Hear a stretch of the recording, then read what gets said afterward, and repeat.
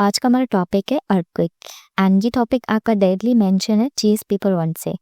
तो हमारी government of India ने रिलीज किए हैं new earthquake zonation map and ये इसलिए रिलीज किए हैं टू अलाइन विद जो भी हमारा अपडेटेड बीआईएस के स्टैंडर्ड्स हैं उनसे हम अलाइन कर सके।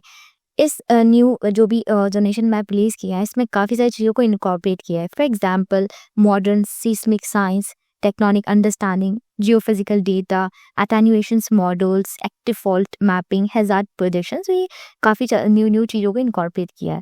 तो सबसे पहले हम ये समझते हैं कि why the revision was needed. Government of India को न्यू जोनेशन मैप रिलीज करने की क्या रिक्वायरमेंट थी। तो जो सबसे पहले जो लास्ट मेजर जोनेशन मैप था वो काफ़ी ज़्यादा ओल्ड डेटा पे बेस्ड था, नियरली 30 ईयर ओल्ड। तो ऑब्वियसली चेंजिंग सर्कमस्टांसेस के हिसाब से हमें जोनेशन मैप को भी चेंज करने की रिक्वायरमेंट्स थी। तो क्योंकि पॉपुलेशन डेंसिटी में काफ़ी ज़्यादा इंक्रीज हुआ है, हमारी डेमोग्राफी चेंज हुई है एंड अर्बनाइजेशन हैजार्ड जोन्स जो भी हैजार्ड एरियाज हैं जो सीस्मिकली प्रोन एरियाज है वहाँ पर अर्बनाइजेशन काफ़ी ज़्यादा इंक्रीज हुई है एंड इंफ्रास्ट्रक्चर काफ़ी ज़्यादा इंफ्रास्ट्रक्चर हुआ है। फॉर एग्जाम्पल टनलिंग वगैरह हुई है हिमालयन एंड जो इंडो गैजेटिक रीजन्स है जो कि सीस्मिकली बहुत ज़्यादा हाई है।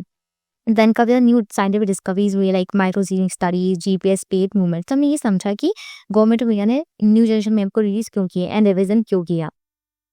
हाँ समझते हैं कि क्या फीचर्स है न्यू मैप के जो रिलीज किए हैं कि क्या क्या फीचर्स हैं। सो सबसे पहले जो नंबर ऑफ जोन्स थे, पहले 4 जोन्स थे सेकंड से लेके 5 तक, अब 5 जोन कर दिए सेकंड से लेके 6 तक। देन तो अर्लियर हाई रिस्क जोन था हमारा, जो जोन 5 था वो सबसे हाई रिस्क जोन था, लेकिन जो न्यू अपडेट्स हुआ है उसमें जोन 6 इंट्रोड्यूस करा और वो हाई रिस्क जोन है।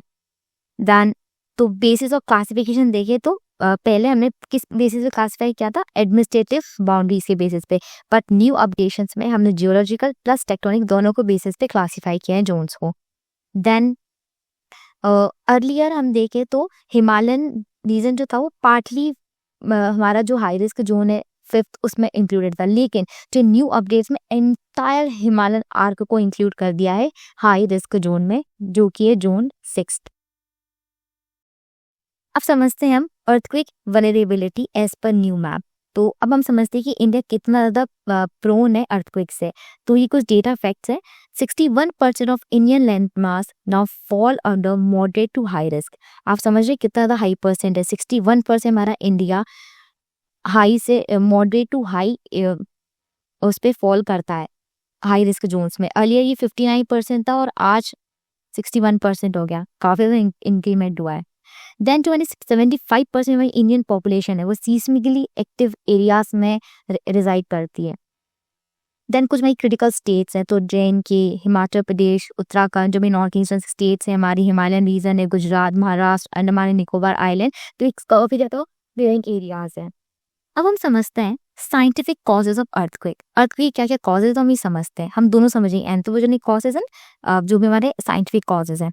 तो सबसे पहले हम देखें प्लेट टेक्टोनिक्स, ये प्राइमरी कॉज माना जाता है क्योंकि हमारा इंडिया लाई करता है Indian plate and Eurasian plate की कन्वर्जेंस में हमारा इंडिया लाई करता है और ऐसा माना जाता है, एक्सपर्ट्स ऐसा बोलते हैं कि जो रेट ऑफ कन्वर्जेंस है प्लेट की वो 5 सेंटीमीटर पर ईयर।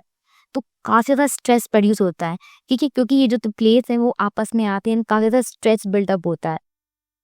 देन हम बात करें major seismic belts in India, ये प्री के लिए काफ़ी ज़्यादा इंपॉर्टेंट हो सकता है, तो आप प्लीज़ इसको एक बार रू थ्रू कर लीजिए।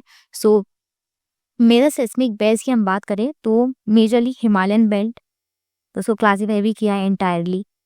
मोस्ट एक्टिव है कॉम्प्रेशन फोर्सेस, तो ये आप देख सकते हैं। Then Indo Gangetic basin, western India mainly Kutch and Rann, then peninsular shield, और यहाँ पर क्या है इंटरप्लेट अर्थक्वेक। लटूर इसका एग्जाम्पल है 1993। तो इंट्राप्लेट अर्थक्वेक क्या होते हैं, जब अर्थक्वेक बिल्कुल middle of the plate tectonic के मिडल में एकदम ओकर होता है, इंटीरियर में होता है, ना कि बाउंड्रीज में, तो हम बोलते हैं इंट्राप्लेट अर्थक्वेक। तो ये बेसिक कंसेप्चुअल क्लैरिटी थी। अब हम बात करते हैं ह्यूमन इंड्यूस फैक्टर्स कौन कौन से हैं। तो सबसे पहले रिजर्वायर इंड्यूस सीस्मिसिटी। तो अब जैसे कि ये कैसे होता है मैं आपको बताती हूँ।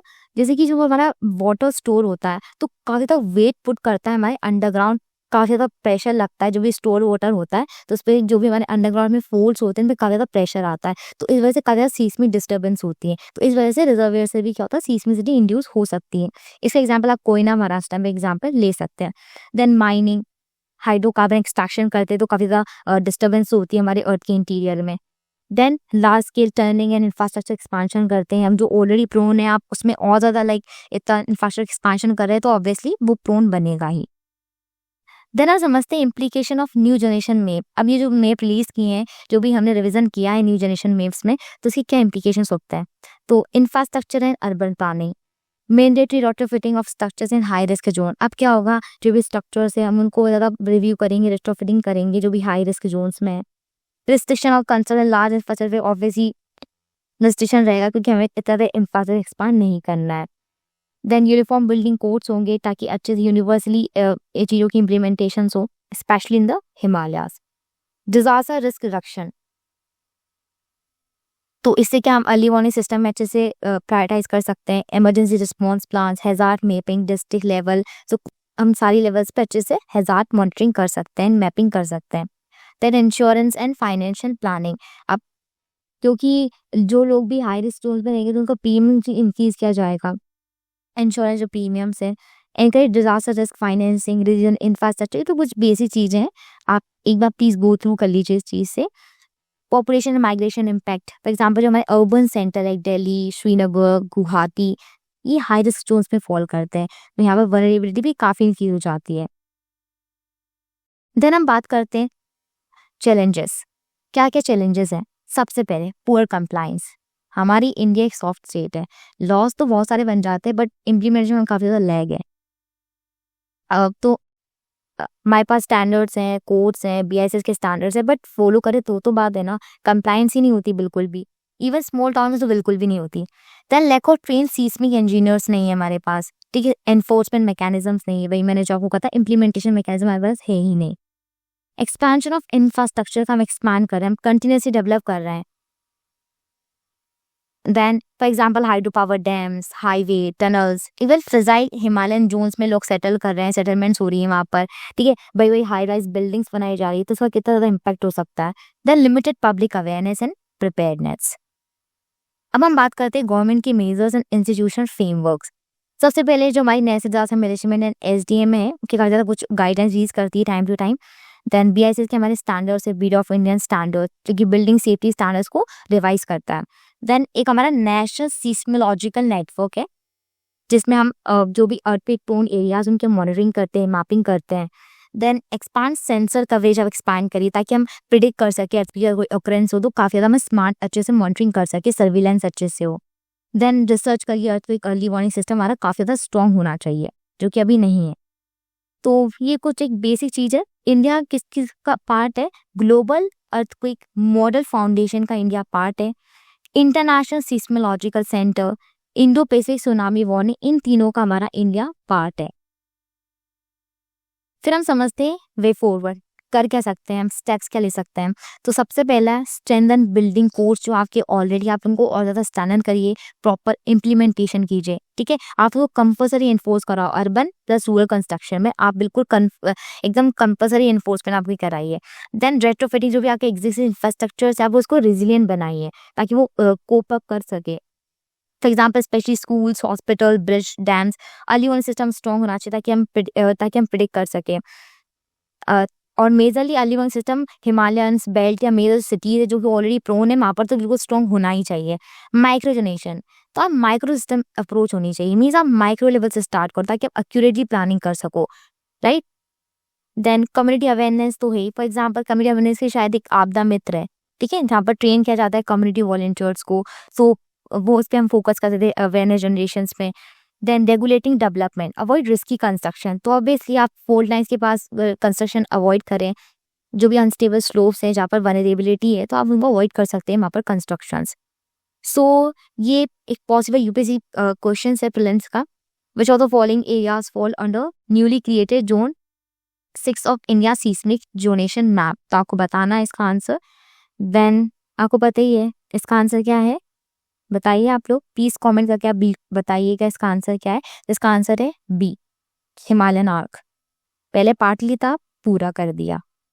देन ये मेंस का क्वेश्चन है, the revise seismic zonation maps of India marks a shift from administrative boundaries to geographical realities, discuss the significance of this transition in the context of disaster preparedness and infrastructure development तो ये जो भी हमने research किया आप उसका data use कर सकते हैं, जो कि मैंने आपको बताया कि इन्हें कितनी वल्नरेबिलिटी आप अपना क्वेश्चन स्टार्ट कर सकते हैं एंड मैंने आपको पूरे कॉजेज़ बता दिए, चैलेंज बता दिए, तो ये आपका पूरा एक तरफ से कॉम्प्रिहेंसिव आपका ये टॉपिक कवर हो चुका है। सो ये एक ऐसे की थीम भी बन सकती है that living with risk why earthquake awareness matters more than prediction. So thank you, have a wonderful day.